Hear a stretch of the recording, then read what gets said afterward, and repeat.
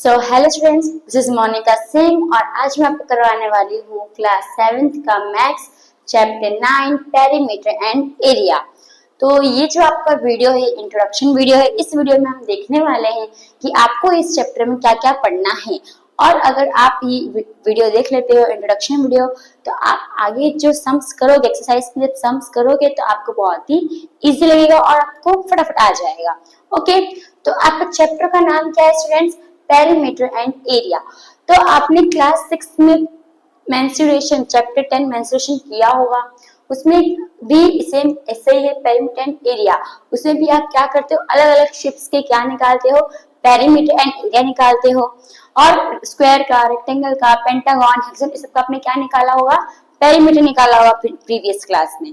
और स्क्वायर और रेक्टेंगल का क्या निकाला होगा आपने, एरिया निकाला होगा। तो इससे भी आपको सेम क्या करना है, पेरीमीटर एंड एरिया ही निकालना है। पर शेप्स अभी स्क्वायर रेक्टेंगल नहीं होंगे, अभी आप 7th क्लास में आ चुके हो तो आपको एक लेवल बढ़ जाएगा, यानी कि दूसरे दूसरे शेप्स होंगे। तो पहले मैं आपको बताती हूँ पेरीमीटर एंड एरिया क्या होता है। अभी सपोज ये आपका शेप है स्क्वायर, ओके स्टूडेंट्स। तो अभी ये जो साइड्स रहता है, स्क्वायर के जो साइड्स हैं, इसे हम पूरा कैलकुलेट करते हैं तो उसे हम क्या बोलते हैं स्टूडेंट्स? तो उसे हम बोलते हैं पेरीमीटर। ओके स्टूडेंट्स, अब ये समझ में आया पेरीमीटर क्या होता है। पूरे साइड्स को हम कैलकुलेट करते हैं, उसे हम बोलते हैं पेरीमीटर। अब एरिया क्या होता है स्टूडेंट्स? तो देखो ये आपका एक शेप है। अब सर कोई भी एक शेप ले लो, अब सब में से एक बुक ले लो, बुक स्क्वायर शेप की है। अगर मुझे उस बुक को कहीं पे रखना है तो उसके लिए जगह चाहिए, बिना जगह के तो मैं उसको नहीं रख पाऊंगी। तो वैसे ही एरिया, तो जितनी बुक की साइज रहेगी, जितना बुक का साइज रहेगा उतना ही वो स्पेस लेगा। तो वैसे आपको ये पूरे स्क्वायर में क्या, ये जो अंदर का जो पूरा फाइंड करते हैं इसे ही क्या बोलते हैं स्टूडेंट्स? तो इसे ही बोलते हैं एरिया। अगर इसकी इतनी साइज है तो इतना ही जगह लेगा ना, तो ये आप पूरा फाइंड करोगे। तो समझ में स्टूडेंट्स पेरीमीटर एंड एरिया क्या होता है। तो अभी हम देखने वाले कि इस चैप्टर में आपको कौन से शेप्स पढ़ने हैं। तो देखो मैंने यहाँ पे कुछ शेप्स के नाम लिखे हुए हैं। क्या क्या लिखा हुआ है? पैरेललोग्राम लिखा हुआ है, ट्रायंगल लिखा हुआ है, रेडियस लिखा हुआ है, diameter, circumference of circle and area of circle. इसमें टोटल आपका 3 शेप है, एक पैरेललोग्राम है, दूसरा ट्रायंगल और तीसरा सर्कल है। तो आपको इसी 3 शेप के बारे में इस चैप्टर में देखना है। तो देखो स्टूडेंट्स, सबसे पहले आपको क्या देखना है? तो सबसे पहले आपको देखना है एरिया ऑफ पैरेललोग्राम। अभी पैरेललोग्राम में कौन सा शेप होता है स्टूडेंट्स? तो ये जो शेप होता है इसे हम क्या बोलते हैं? इसे हम बोलते हैं पैरेललोग्राम। पैरेललोग्राम सेम रेक्टेंगल इसलिए होता है, बस खाली वो थोड़ा स्लैंट में होता है, स्लैंटिंग में होता है, ठीक है। तो इसे हम क्या बोलते हैं? पैरेललोग्राम बोलते हैं। अब इसके एरिया का फॉर्मूला क्या होता है? तो देखो स्टूडेंट्स, अब ये जो है ये क्या रहता है स्टूडेंट्स? इसको बोलते हैं बेस। क्या बोलते हैं? बेस। अब यहाँ से एक स्ट्रेट लाइन यानी एकदम सीधी लाइन जो 90 डिग्री फॉर्म करती है उसे हम क्या बोलते हैं स्टूडेंट्स? तो उसे हम बोलते हैं हाइट। तो आपको ये तो पता है एरिया में क्या करने का रहता है? मल्टीप्लाई करना रहता है। तो आपको कुछ नहीं करना है, खाली बेस और हाइट को क्या कर देना है? मल्टीप्लाई कर देने का है, यानी b इंटू एच। तो आपका फॉर्मूला क्या बन गया students? Base multiply by height. समझ में आ रहा है स्टूडेंट्स? अभी ये जो आपका क्या है, ये आपका बेस है और जो स्ट्रेट लाइन है इसको क्या बोलोगे? हाइट बोलोगे। अभी देखो ये जो स्ट्रेट लाइन है किस पे आई है? इस पे आई, यानी ये लाइन क्या हो गया? आपका बेस हो गया और ये क्या हो गया? हाइट। वही अगर एक स्ट्रेट लाइन इस पे जा रहा है, एक स्ट्रेट लाइन इस पे जा रहा है, तो आपका बेस क्या हो जाएगा? ये बेस हो जाएगा और ये क्या हो जाएगा? आपका हाइट हो जाएगा। तो पैरेललोग्राम का फॉर्मूला समझ में आया आप लोग को स्टूडेंट्स? तो पैरेललोग्राम का एरिया ऑफ पैरेललोग्राम का फॉर्मूला क्या है? तो बेस इंटू हाइट।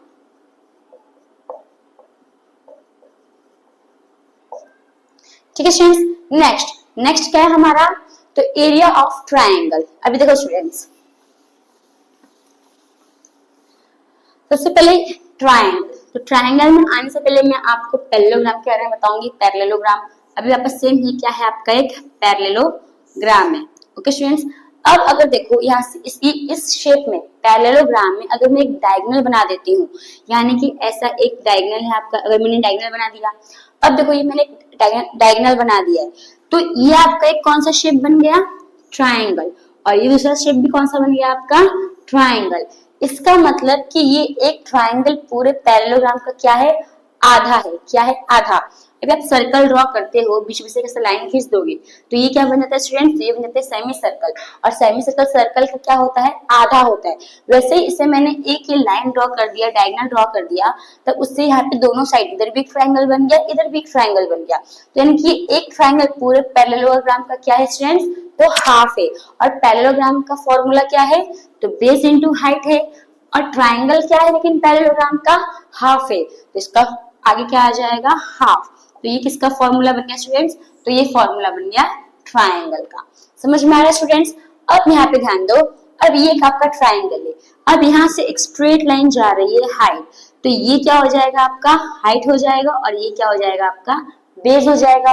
वही सिर्फ यहाँ से एक स्ट्रेट लाइन जा रही है ये साइड के ऊपर, तो ये, तो इसका बेस क्या होगा ये लाइन का, तो ये लाइन हो जाएगा, और ये क्या हो जाएगा, इसका हाइट हो जाएगा। सिर्फ यहाँ से एक लाइन जा रही है इस पे, स्ट्रेट लाइन 90 डिग्री, तो ये जो स्ट्रेट लाइन है इसका बेस क्या हो जाएगा, ये लाइन हो जाएगा, और हाइट कौन से, हाइट तो यही रहेगा। समझ में स्टूडेंट्स। तो आप अलग अलग से भी हाइट आ सकता है, लेकिन अगर सपोज कि आप एक ट्रायंगल है, यहाँ से हाइट गया, ये आपका हाइट है, तो इसका बेस ये नहीं होगा, ये दोनों नहीं होगा, कौन सा होगा, यही साइड होगा। क्यों, क्योंकि ये लाइन ही लाइन पे आ रही है ना, इसके लिए ये क्या हो जाएगा, इसका बेस। समझ में आया स्टूडेंट्स। तो अब यहाँ पे ध्यान दो, यानी कि आपको एरिया ऑफ ट्रायंगल का फॉर्मूला मिल गया। क्या है फॉर्मूला, तो half into base into height. Triangle जो है वह पैरेललोग्राम का क्या होता है, आधा होता है, और पैरेललोग्राम का फॉर्मूला क्या है, बेस इंटू हाइट, तो ट्रायंगल का फॉर्मूला क्या हो जाएगा, इसी का आधा, यानी कि half into base into height.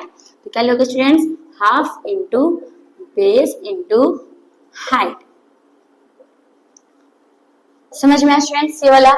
ये पैरेललोग्राम और ट्रायंगल दोनों का फॉर्मूला बहुत ही एकदम सिंपल है, कुछ हार्ड नहीं है। ओके, तो नेक्स्ट क्या है आपका, रेडियस। तब यहाँ पे ध्यान दो स्टूडेंट्स। अब ये जो आपको दिया है रेडियस और डायमीटर, ये सर्कल शेप में यूज होता है और कोई शेप में यूज नहीं होता है। ओके स्टूडेंट्स, तभी ये आपका क्या है, एक सर्कल है। सर्कल में ये जो पॉइंट है ये क्या होता है, सेंटर होता है, मतलब बीच का पॉइंट। सर्कल में जो बीच का पॉइंट है कि सेंटर वो है।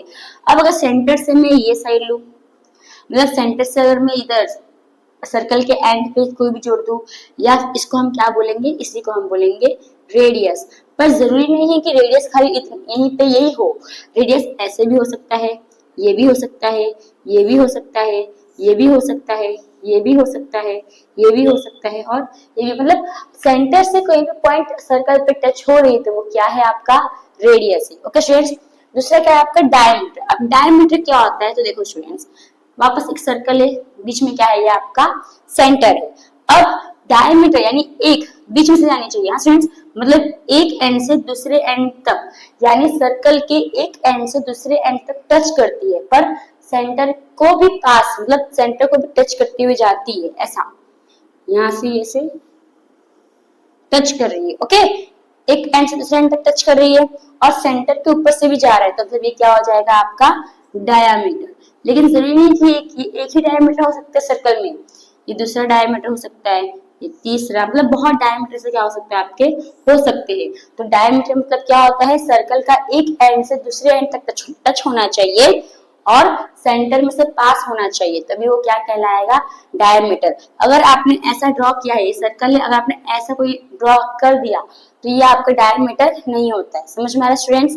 तो अब रेडियस और डायमीटर का फॉर्मूला देखते हैं।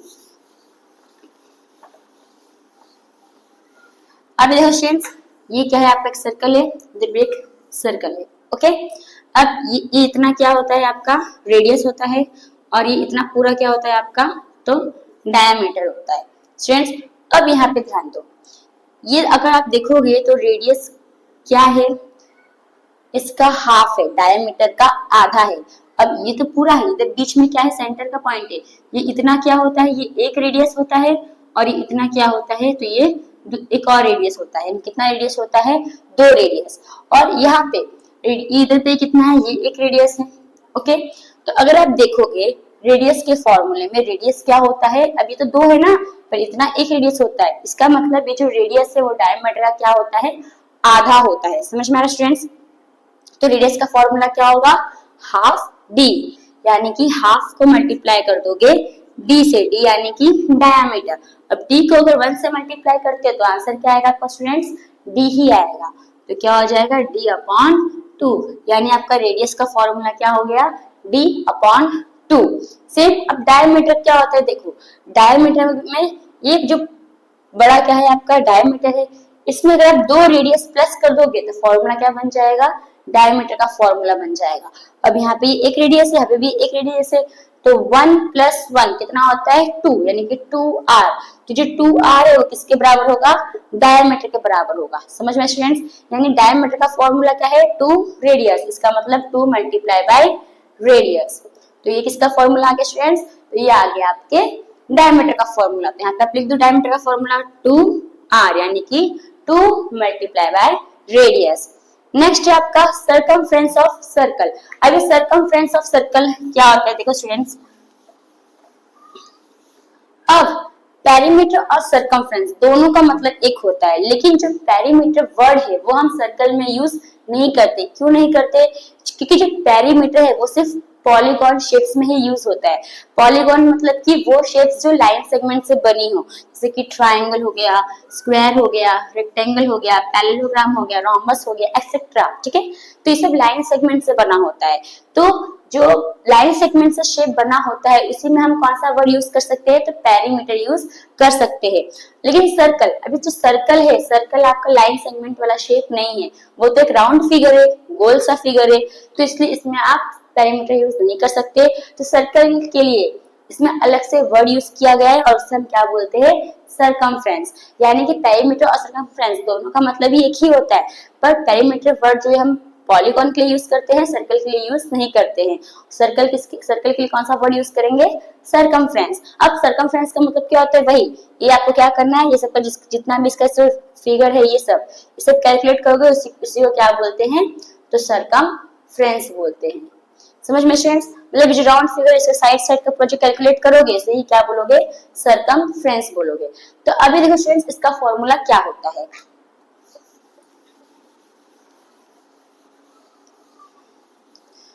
तो अब ये आपका शेप क्या स्टूडेंट्स, सर्कल शेप है।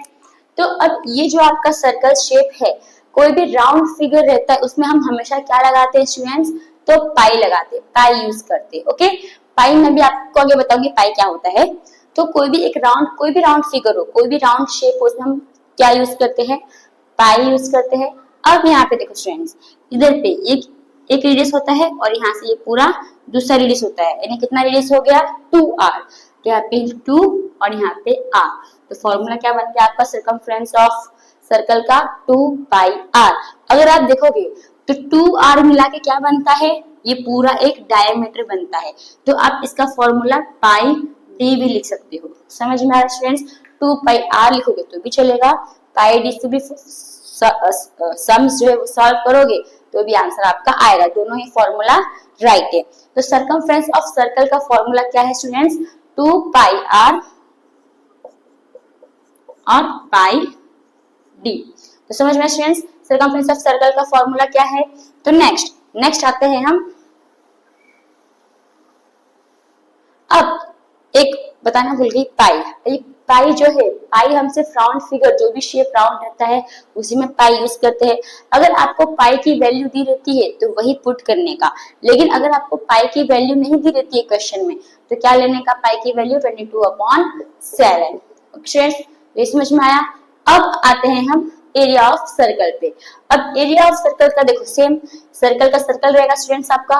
अब पहले तो सर्कल है तो क्या यूज करोगे, पाई, यानी कि क्या लगेगा इसमें, पाई लगेगा। अब यहाँ से भी एक रेडियस है, ये इतना भी एक रेडियस है, तो रेडियस क्या करने का, मल्टीप्लाई। आपको मैंने पहले बताया कि पेरीमीटर में हम क्या करते हैं, प्लस करते हैं, और एरिया में हम क्या करते हैं, मल्टीप्लाई करते हैं। तो जब आप सर्कमफ्रेंस किए थे तो ये भी रेडियस था आपका और ये भी रेडियस था, तो इसको दोनों को क्या किए थे, प्लस। तो आगे का नंबर देखिएगा, कुछ इसका मतलब 1 रहता है, कुछ इसका मतलब 1 रहता है, इसलिए 1 + 1 2, इसलिए क्या आ गया आपका 2r। ये किसमें आया, सर्कमफ्रेंस में। सर्कमफ्रेंस में क्या करते हो आप, प्लस करते हो, एरिया में क्या करोगे, मल्टीप्लाई। तो ये r को क्या करने का, मल्टीप्लाई। तो ऊपर का देखने का, इधर पे भी 1 है पावर, इधर भी पावर कितना है, 1 है, तो 1 + 1 कितना होगा, 2। यानी इसका आंसर क्या आएगा, r²। समझ में स्टूडेंट्स, यानी कि इसका फॉर्मूला क्या हो जाएगा, पाई आर स्क्वायर। तो ये किसका फॉर्मूला हो गया, एरिया ऑफ सर्कल का फॉर्मूला हो गया। तो क्या हो गया स्टूडेंट्स, एरिया ऑफ सर्कल का फॉर्मूला पाई आर स्क्वायर। तो आपको इस चैप्टर में इतने ही शेप्स देखने हैं, कुछ नहीं, बहुत इजी है। बस आपको क्वेश्चन आएगा, आपको पुट करना है और आपका आंसर इजीली आ जाएगा। होप आपको ये इंट्रोडक्शन वीडियो समझ में आया होगा। अगर कुछ भी डाउट हो, अगर कुछ भी प्रॉब्लम आ रहा हो तो मुझे कमेंट बॉक्स में बताइएगा।